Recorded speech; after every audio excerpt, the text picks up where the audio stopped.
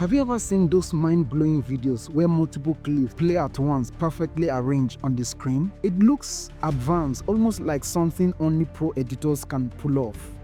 But what if I told you that you can do it too, right now in Capcut? Yes, you heard me right. Imagine showcasing different angles, reactions, or even multiple storylines at the same time. This one effect alone can make your videos look more dynamic, cinematic, and professional.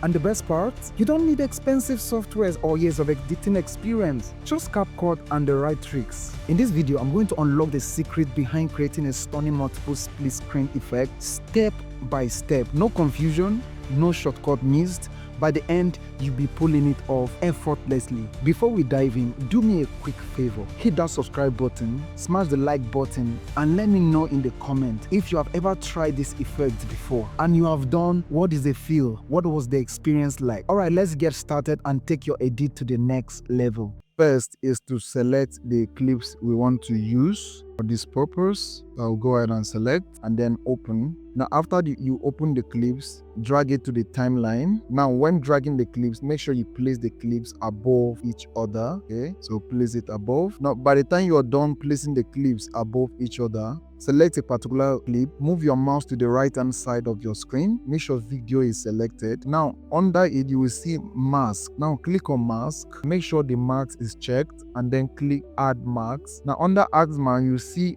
an option that said split strip. Select it, then rotate the clip, based on how you want it to appear. When you're done, leave it. Do the same thing to the next clips. So select this one as well, go to video, marks, add marks, and then film strip, rotate it as well. Now when you rotate it, just adjust it to the way it should fit and then drag it. Then go to the final clip, do the same thing, exactly the same thing, film strip, and then rotate. And then when you're done, drag it. If you want to preview it, make sure you drag the arrowhead to the left, then you can play it.